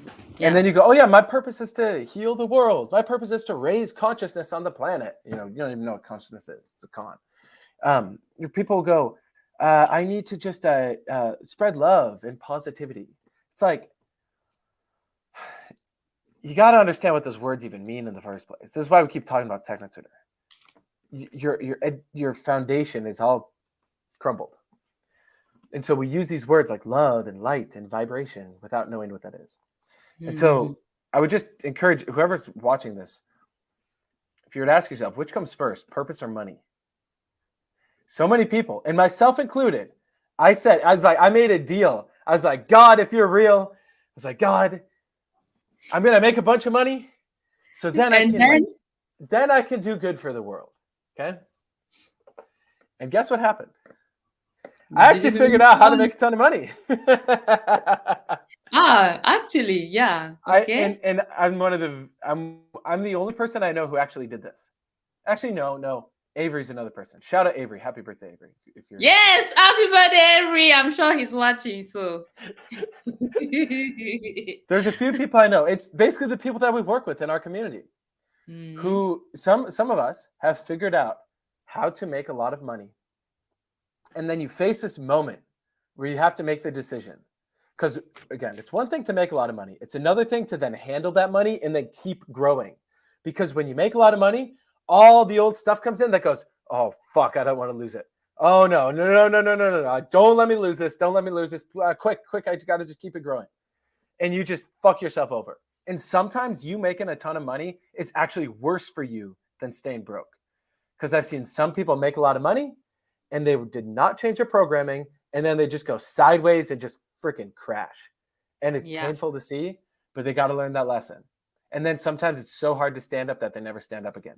Or they haven't stood up again yet. So you can always choose to stand up. So the thing is, though, like for me, I was looking at all this money, and I'm sitting here looking at all this money and all the money going out too. Because it's one thing to make $1 million. It's another thing to profit $1 million. So you're looking at the money. And I remember I was actually hanging out with Cameron. Shout out Cameron Cope. And shout out Cameron. I'm looking at this because I was staying at his house at this time when I'm like seeing insane amounts of money coming into my account. And I'm like, Cameron, I feel like I'm going to have a heart attack. But it's cool. It's cool. So I'm doing the process, right? Using my Technotutor every day. Never take a day off of Technotutor. Never. I'm doing this process, right? And I'm like, I realized what I needed to do. I had this moment of deep honesty with myself. I was like, oh, fuck. I got to actually live my purpose. My purpose is not to do e-commerce. My purpose is not to sell these pillows to people around the world, even though my profit margins were insane. Sandra, I was buying these pillows and shipping these pillows for like $13 US. And I was selling them for like $49.99 plus $9.99 shipping. $60, $13 out, $60. The profit margins were insane. And there are hundreds of these orders coming in. I'm like, oh my God. You're telling me I got to stop this? I got to shut this off? I'm like, no, I can't do it. But then I was like, no. What did I tell myself? I said, I'm going to make money, and then I'm going to use that money for creating good in the world. Am I a fucking fraud, or am I going to actually do this? And in that moment, I made the decision, and I shut it off. I was like, wow, I actually still have integrity. And that to me was worth more than all the money. Money's nice, but to know that I had the integrity. Please, I want to dissect this. I'm here for that. Because not that I'm shaming you or whatever, but sometimes people don't have they don't know how to dissect information, your processing ability. That's why you need techno tutor.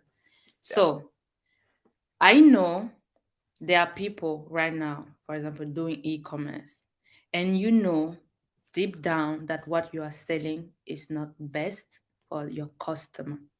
But you have to lie to yourself every day in the mirror. I'm doing this for good, and you lie to yourself every single time. And don't forget, you're going to lie to yourself. One day you're going to believe it, and one day you're going to be that person. And so, Mitchell, making that money, that amount, do you think if you didn't have Techno Tutor and this group, you would stop? You have stopped? If you started having that kind of money, you have stopped the e-commerce thing? Well, I would have never even made it profitable. If I didn't even have Techno Tutor, I would have just stayed, and I would make like 5,000, and then I would have spent 5,000.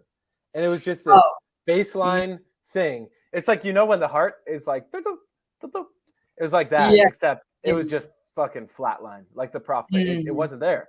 So I wouldn't have even have made that money if I didn't have Techno Tutor first. Because after it was about a month or two into using Techno Tutor, I started to see, because I could process it. I could look at it and go, oh, wow, it's so obvious what I need to do. And then I just did that. But if I didn't have Techno Tutor, I wouldn't have done that. Yeah. Yes, it's amazing when you start using TT. The steps are so clear. It's like, I love it. Yes. It's like the glasses. The glasses go from being very foggy to like super clean. It's like you don't even need glasses anymore. It's like you have LASIK surgery on your eyes and you always see clear, and it never wears off. Absolutely. So I want to highlight it even more. We are not just here for the money, but we are here to create. When I say it many times, people don't get it. Here is a clear example of a principled man. Just think for a moment. What if everyone on earth were principled, and their principles were based on creating a world that is best for all? How will be the world? Then will be the world, Sandra. This is what we're creating. Yes. And so think for a moment, then you don't have to think too much, but just think in your own word. Like, if I were a principled person, would I give up when I have to continue going? Because sometimes we give up in the moment we want to have a breakthrough. Sometimes we give up because I don't feel like it. But you have to use this tool to understand that you have to do it anyway, even if you don't feel like it. And so I just wanted to highlight that point. So you wanted to add something? Yeah. I mean, it's like our life comes down to these moments where you make a decision. And you make the decision to either go to your best life, and it doesn't always feel good. Yeah. But are you going to just live based on your feelings like you're a drug addict, like trying to find crack or something? It's like, and you'll just, oh, no. But I do like to watch Netflix or whatever. I'm not saying you can't watch Netflix. What I'm saying is the majority of your day spent making decisions to go to that best life. Because if not, you're going to go to a shitty life. And if you think your life is bad now, just wait for 3 years. When 80% of the jobs are gone because of AI and automation. Like, think of all those software engineers right now that are getting paid $200K a year, and they're living a nice cushy life, and they were working at Google, and they have unlimited free food and shit. 11,000 layoff, right, at Google. Oh yeah, and they're just starting. Now imagine when all of those people come into the workforce and compete for your job. There's not going to be work except with TechnoTutor. We're growing like crazy. We're one of the fastest growing education companies here in the state that I'm in, as well as in the US. We have an office. We have plenty of Everywhere, opportunity for Mitchell. work. Yeah. And there's plenty of opportunity to make money. You don't have to be an expert at sales or at marketing or tutoring or education or anything. We train people on the job, but it is work that is going to keep increasing. And the demand is, I mean, it's only going to keep growing. And so when everyone's looking for that paycheck, yes, like, everybody we're on giving earth people needs this. Yeah, everybody on literally. earth needs this. So there's something Gaetan said, and I'm sure we shared it the last time, but it's about self-perfected. I am inviting everyone here, if you want to know more about what we do, join self-perfected. Send me a personal message or send a message to Mitchell. His Facebook. Okay. Yeah, do you want to add something? Yes. Just something real quick with self-perfected. So there's groups out there, and there's those trainings and those courses, and I'm sure people have bought those courses that are $2,000 or $5,000 or whatever. Our goal with self-perfected, in the trainings that we do training every Wednesday evening, and we do a hangout every Friday evening, is to have, and we get this often, people will message us saying, this is better than the stuff I paid for. So when people are spending $3,000 to learn from some guru, we're giving all you that information for free from Self-Perfected. And then if you really want to apply it, of course, get TechnoTutor, because when you have TechnoTutor plus Self-Perfected, all of that just, works exponentially well. But yeah, so Self-Perfected is the ultimate free community in the world. Absolutely. So join us. And I want us to talk about something, Mitch. So you remember last time we talked about our event, and I have a fun update on that if you want to hear it. Yes, so that's what, because people ask me, oh, Sandra, I know you guys were like the last day is the 22nd of February, but I now, unfortunately, there are still people procrastinating, and then they procrastinate, and then they send you a message. At least they then send you a message, right? So I'm like, I don't know what is there for you. Mitchell is going to be here. So let's just ask if there's a possibility. If yes, then talk about it. Yes. So for anyone who still wants to go to the event, and if you don't know about the event, it's a chance for us to all hang out in person. And sometimes at an event, when you're around people in person, you can grow more in a 3-day weekend than sometimes in an entire year. Events are where I found my best friends, my business community. It's how I found my wife. Just all the best stuff in my life has happened from events. And so we're hosting a world-class event in June. The initial tickets were all sold out. Okay, we just talked to the hotel, and so I wanted to give you this update on here. And we have negotiated one more block of rooms as well as the accompanying tickets for it. Wow, that's awesome. Yes. So it's first come, first serve, though. And so for all of you who've procrastinated, like always. Yeah. So for those of you who procrastinated, here is your chance. Okay. Your last chance. Let me say this. Literally your last chance. And so if you want to come hang out in person, have this level of conversation, we can support you. We can give you in-depth strategy and all of that, so you can really take your life. So instead of being stuck and in the same loop, we can actually help you then level up and again and again. And then we can also help you help others do that too. But first, it's with you. And this event is the perfect place to do it. And so get your ticket. It's insanely, we should be charging $2,000 for this event, Sandra. Like I told the other people, I said, we should make this $2K. And they said, don't do it. They said, make it $397. I'm like, we should charge $2K. They're like, no, just do $397 for the first event, and then we can raise the price. That's what I'm saying. $397. So yeah.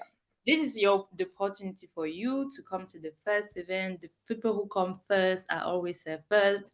In this life, you need to start, you need to act.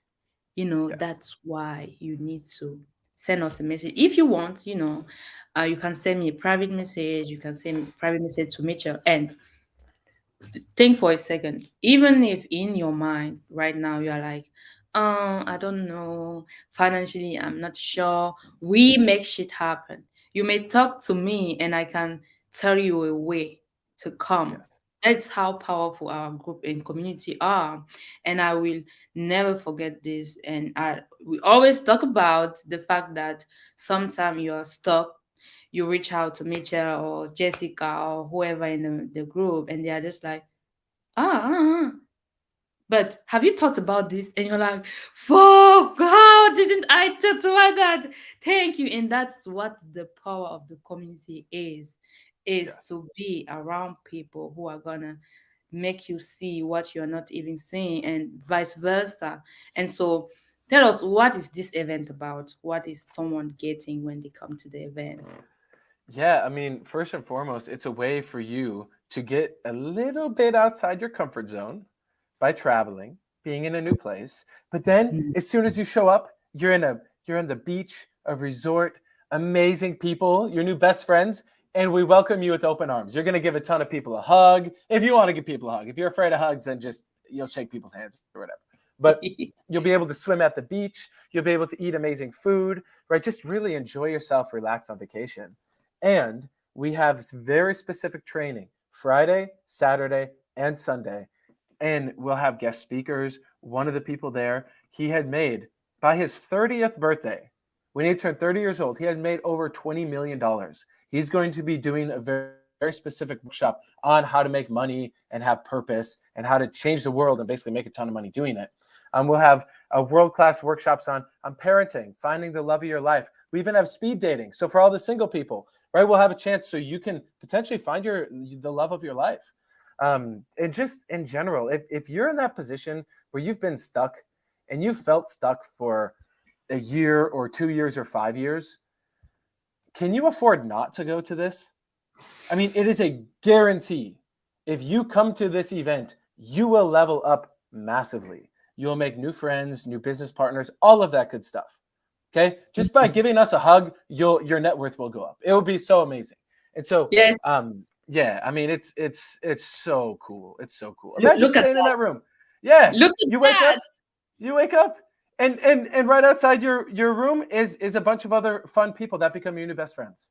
People who really genuinely care about you more than anyone else in your life. You have people around you who pretend that they care about you, but are they really willing to stand, really willing to be there for you, really willing to have those conversations with you? Because we know what it feels like when you're all alone and you're sad and you're fucking scared. This is the Yeah. event where that all changes, okay? And it's in June, so you still have a couple months, but you don't have a couple months to get the ticket. Just get the ticket today. You don't have to pay for the hotel until you check out. We made this as affordable as possible so you can be there, right? And you'll be Yeah. around 200 some other people that are like-minded. Yeah, absolutely. This is the opportunity for you to finally do something productive this year.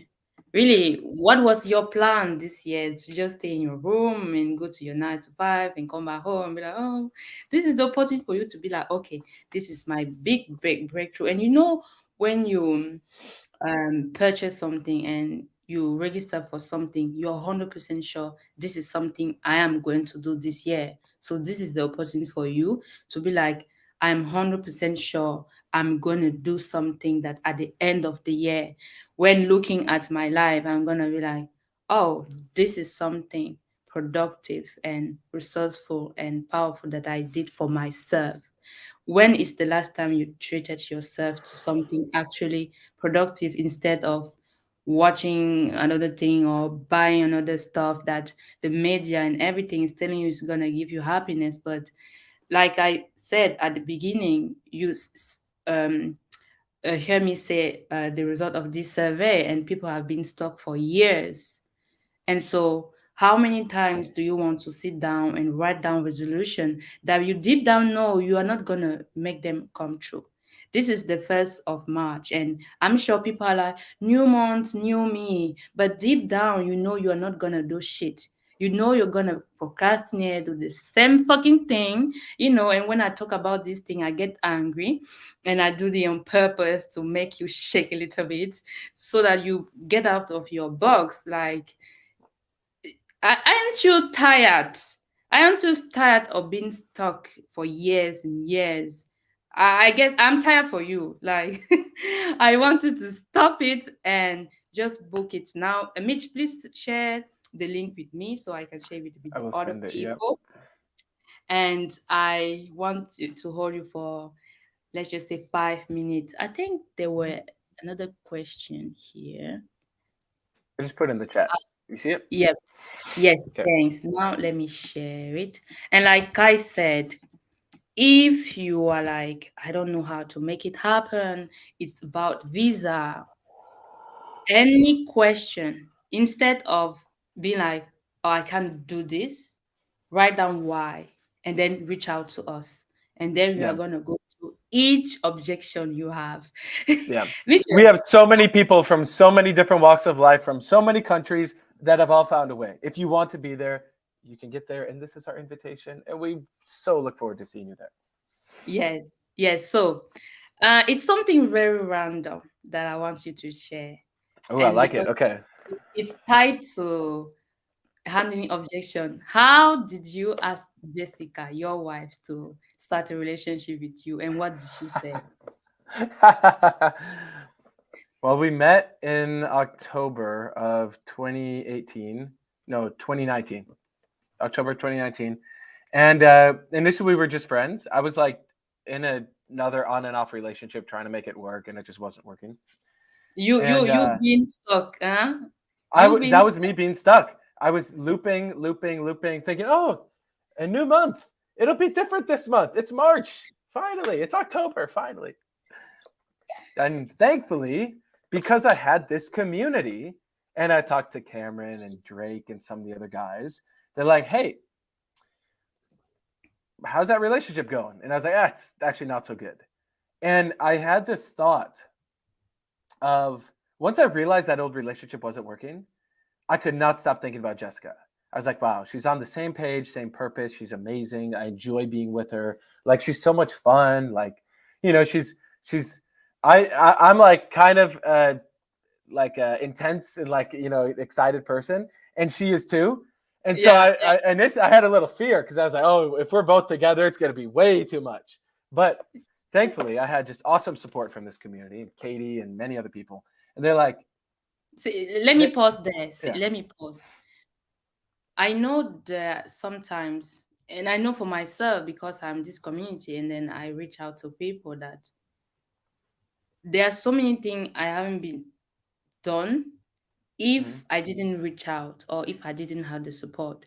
And it's, someone can see it as minor, oh, you just called. But if you look at your life, you know that if there were people around you to whom you can call and get support on something, then your life will move. Because now you are married and you have a son, because some people supported you. You got the support to see the greater vision instead of your emotion or your fantasies or whatever. And I really want to highlight it. People who are by themselves at home and they don't have anyone, this group is here for you. I'm not kidding. And I know I had this idea at the beginning that I don't want to go there. How can a community help me? What are you guys talking about? But when I experienced it firsthand, I was like, those people are genuinely, really, they are really there to think about me and how I can, they can support me, instead of being like, oh, yeah, you got it. Just think positively and everything's going to turn out great. So I really want to highlight it. So then you got the support, and then what happened? Yeah. So then once it clicked for me, where I like totally ended the last relationship, I had a conversation with them, and I was like, hey, look, I'm here for a very big purpose, and like I just don't see us being compatible. But you know, we can be friends, but that's it. And she's understanding. And the moment after that conversation, I went on a walk, and I could not stop thinking about Jessica. I was like, I need to be with Jessica. Like, I don't care what her objections are. Like, unless it's something I totally can't see, even then, I'm willing to handle the objections. And so Yeah. that week, we were building the Techno Tutor business. We had a bunch of interviews and we had the office. It's actually the same week we met Pedro. He'll be at the event too. Man, Pedro's a beast. Pedro Miranda. Future governor of our state. Yes. Maybe even future president. And that was the same week we met him. And I just remember I was hanging out with Jess that week, and I was like, "Hey, Jess, Saturday, what are you doing?" She's like, "I don't know. I don't have plans." I was like, "Hey, I have this great idea. There's this documentary. It's called The Century of the Self. And if you hang out in our community, we talk about it a lot. It talks about how programming works and stuff." Yeah. And I had never fully watched it. So I was like, "Hey, Jess, how about we hang out and we watch it?" It's like 4-part series, right? So it's like perfect. 4 hours. At some point, I'll bring it up to her to be in a relationship. And so I go over there to her apartment and we're hanging out. And we watched the first one. And the whole time I'm like kind of nervous because I'm like, I just got to bring this up to her and I don't know what she's going to say. I think it's going to go well, but And so after the first episode, I was like, okay, pause. I was like, "Hey, Jess, okay, we got to talk about something." She's like, "Okay." And then I basically said, "Hey, you know that old relationship that I was in? I'm no longer in it. And I see you and me, we got a lot of potential. Like, this is what I want to do with my life. I want to change the world. I want to empower as many people as I can. I'm willing to go to the highest level possible, make as much money as we can, like really influence the world, share Techno Tutor, grow self-perfected, all that. Like, I want you to be by my side. Like, we should be together." She's like, okay. But I'm just scared. Like, I'm scared because you grow so fast and you move so fast. I just don't want to slow you down. I'm like, "Oh, that's not a problem at all. Like, that won't happen." I'm like, I need you because it will help me like be grounded in what I'm doing. Because I'm going really fast, but like I need that committed relationship because you'll be able to help me grow way bigger than if I was just alone. She's like, "Okay, sounds good."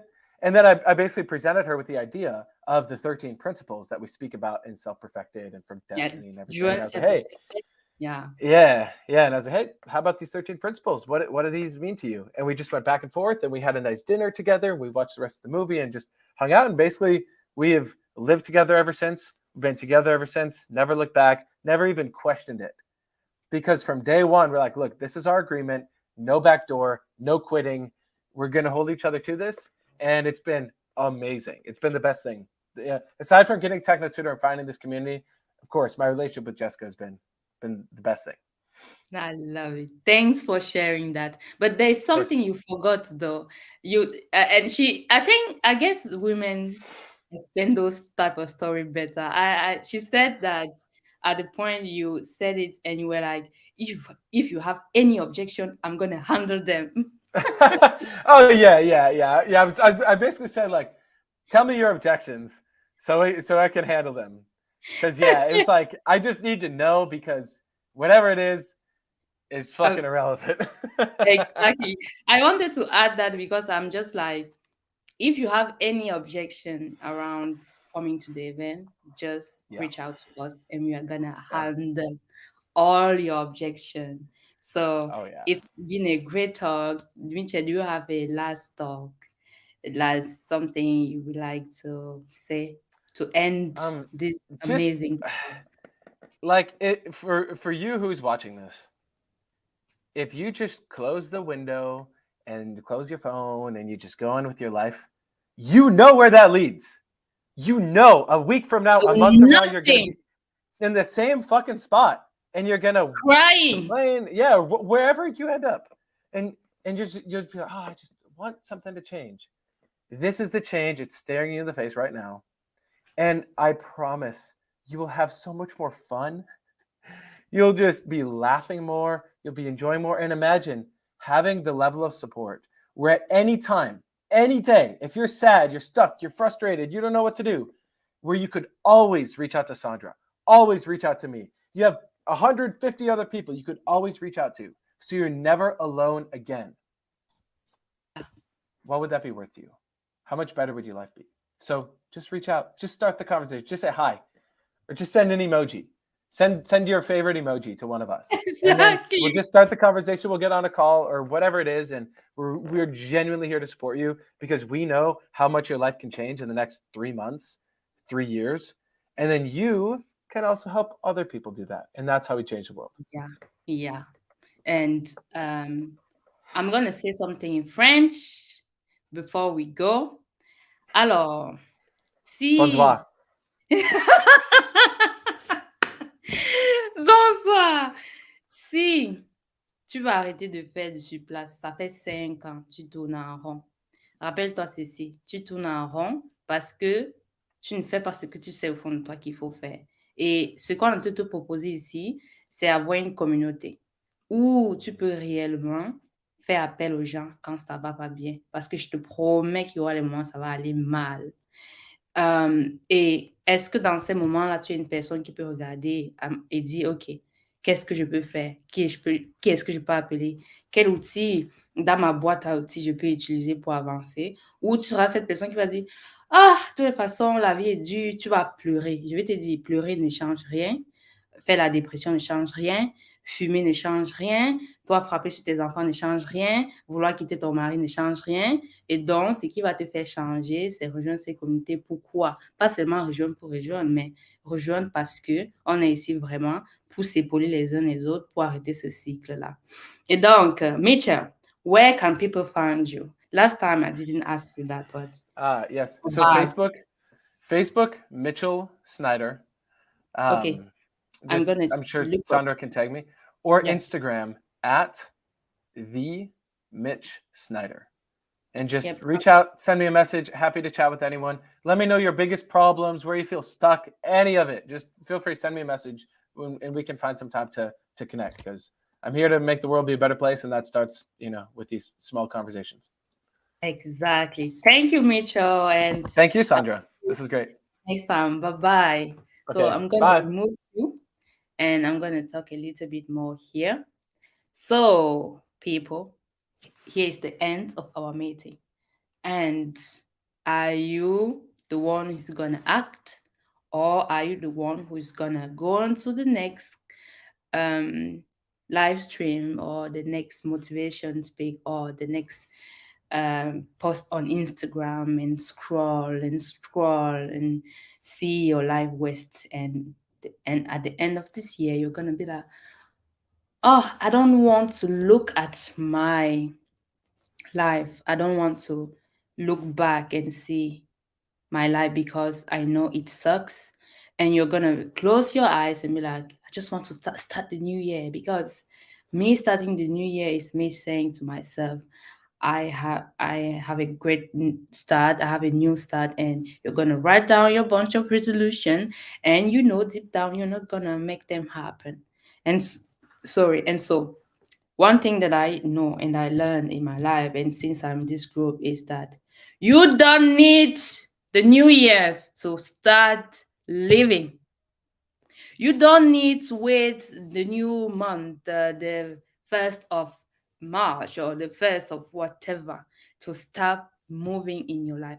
You don't need to wait tomorrow. You don't need to be like, okay, let me just be lazy today and tomorrow I'm going to start my day fresh. And you don't stop the bullshit.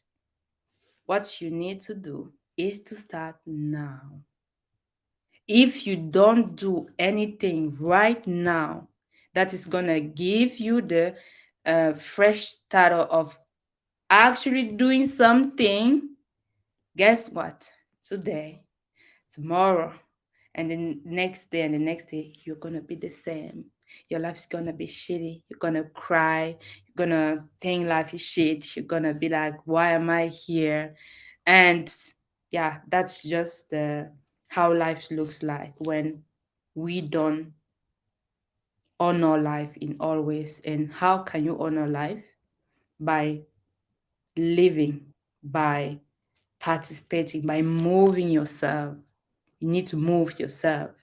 And how do you move yourself when you're constantly stuck with your phone? I know you are watching me through your phone right now and you're like, oh, see, your phone make me see your message. But what do you do with the message is the question. And so I'm going to speak in French for the people who are not getting me. But si tu n'as pas technotuteur pour apprendre l'anglais, franchement, il faut apprendre l'anglais. Tu as suivi l'histoire de Gaëtan. Il faut apprendre l'anglais. Et il faut ça pour tes enfants aussi parce que, regardons l'état du monde aujourd'hui. Il faut l'anglais. Quand tu es adulte, tu vois les opportunités que tu n'as pas parce que tu ne sais pas parler anglais. Imagine donc les enfants. À quoi va ressembler le monde d'ici 10 ans? Si tu ne parles pas l'anglais, où est-ce que tu vas être? Qu'est-ce que tu pourras faire? Qu'est-ce que tu pourras même dire? Et donc, il te faut apprendre l'anglais, il te faut aussi pour tes enfants. Et quand je te dis ceci, de rejoindre cette communauté parce que tu vas pouvoir enfin être autour des gens qui ne sont pas là pour te... Parce que malheureusement, les gens sont dans ce côté où ils ont les gens pour les caresser dans le sens du poil. Et pourquoi les gens font ça? Parce que leur vie aussi n'est pas la vie que quelqu'un désire. Et en même temps, tu as des personnes qui ne disent rien. Et donc, ça te fait croire que tout va bien. Mais au fond, tu sais que tout ne va pas. Tu sais que rien ne va. Et tu pleures. Tu as ces moments où tu pleures. Le moment de dépression, l'anxiété. Tu te demandes qu'est-ce que je fais sur cette terre. Mais ce que j'étais en train de dire, c'est si tu penses que tu vas encore attendre le début de l'année prochaine pour recommencer tout à zéro et dire « Oh, j'attends le début de l'année, tout va s'arranger, je vais prendre mes résolutions. » Comment est-ce que tu vas prendre les résolutions alors que tu sais au fond de toi que tu ne vas pas faire? Tu sais au fond de toi que tu ne vas pas faire ce que tu as dit. Comment est-ce que tu vas prendre les résolutions, attendre et dire « Ok, mars, ok, c'est le nouveau mois, nouveau ceci. » Alors qu'au fond de toi, tu sais que tu dis ça chaque mois, mais tu ne changes rien. Chaque année, tu dis ça, mais tu ne changes rien. Et donc, qu'est-ce que tu vas faire maintenant? Je dis maintenant. Quelle que soit l'heure que tu écoutes ce live, peut-être tu vas écouter le replay, peut-être tu es en train de m'écouter maintenant. Mais ma question à toi, c'est celle-ci. Qu'est-ce que tu vas faire après ce live qui va apporter un plus dans ta vie? Et ce que moi, je t'invite à faire, c'est de m'envoyer un message. Si tu es vraiment à un niveau de ta vie où tout va mal et tu penses que personne ne peut te comprendre et personne, envoie-moi un message. Si tu es plus confortable en anglais et tu penses que tu peux l'envoyer un message, envoie-lui un message. Et tu seras surprise à quel point ce que nous, on te dit ici, c'est pas en fait juste parler comme ça. C'est vraiment être là pour épauler quelqu'un. Ensuite, la question, surtout si tu es déjà dans cette communauté, la question pour toi, pour la personne qui est dans cette communauté, ce que je viens de dire là, c'est pour une personne qui n'est pas encore dans cette communauté. Tu n'es pas encore là, réserve ton billet pour venir à cet événement. Si tu es déjà dans cette communauté, tu connais ce qu'il faut faire. Tu connais ce qu'il faut faire. Et donc, est-ce que tu vas encore finir la journée d'aujourd'hui sans faire les choses que tu sais qu'il faut que tu fasses pour avoir le succès que tu désires et que tu veux? Voilà. Fais ça aujourd'hui. Tu ne dois jamais être cette personne qui attend le début du mois pour commencer à passer à l'action, qui dit que oh, OK, nous sommes en fin de semaine, j'attends une fois la semaine prochaine pour bien commencer. Ça ne fait pas un sens. Tu te mens seulement à toi-même. Et donc, c'était tout pour aujourd'hui. Merci encore à tous mes invités d'être passés. Et ce qui est sûr, on se verra encore. Je pense on va faire ça tous les 2 semaines. Et j'adore. Et moi, je vous dis à très, très bientôt. Des bisous. Mouah. Bye-bye, everybody. I'm waiting for you. I want to see you in San Diego at the beach. At the beach. Look at that. Let me share it once again. Look at the place. Look how beautiful it is. I'm gonna go there. Oh, what did I do? Play me some. It's not playing. What did I do? I did something wrong. Wait. You're not gonna bother me. Wait, I can. Okay. Then I'm gonna play this. Look at that. We're inviting you to enter the 1%. June 2nd to 3rd in San Diego. Look at that place. It's beautiful. You're gonna have a black tie event. Look at the place, the beach. And then, look at this room. I'm gonna sleep like a baby. Look at that. Look how beautiful it is. This is the best vacation I'm gonna offer myself this year. And I'm inviting you to come hang around with us and have a beautiful, pleasant time. I don't want to leave you guys. I want you to see the beauty. You're missing. Let us finish. I think this is the last slide. Okay. See you guys and take action right now. Bye-bye.